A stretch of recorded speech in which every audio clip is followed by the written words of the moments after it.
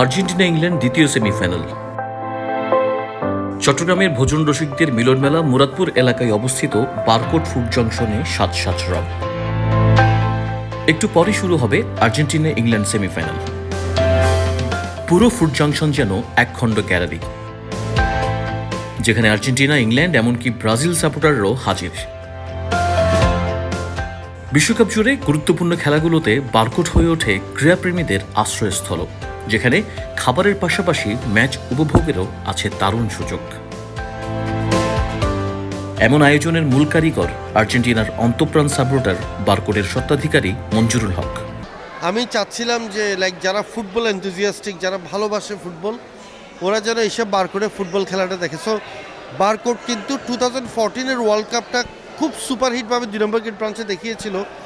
এরপর থেকে আমরা সেভাবে আয়োজন করি না, but this is the first time again যে ইভেন 22-এও কিন্তু আমরা এত সুন্দর আয়োজন করি না। এবার আমরা সুন্দর একটা আয়োজন করছি এবং people are very excited, they are so happy. আপনি চাইলে জিজ্ঞেস করতে পারেন, দে লাভড ইট। সো খুব আনন্দিত আমি, আর স্পেশালি বিকজ আমি আর্জেন্টিনা ফ্যান। আর্জেন্টিনা সেমিফাইনাল খেলতে I feel so proud, so happy and good crowd you can see. আলহামদুলিল্লাহ। জয় পরাজয় ছাপিয়ে দর্শকরাও দারুণ উপভোগ করেন ম্যাচ। বড় এলইডি স্ক্রিনে খেলা দেখার মজাই তো আলাদা। আজকে ওরা খুবই ভালো খেলতেছে, বাট অনেক এফর্টস দিচ্ছে, বাট দেখে লাগতেছে অনেক টাফ একটা ম্যাচ হবে, যেহেতু ইংল্যান্ড অনেক ভালো একটা টিম। বাট রিগার্ডলেস মেসি হারুক বা জিতুক, আমি অলওয়েজ আর্জেন্টিনা সাপোর্ট করি।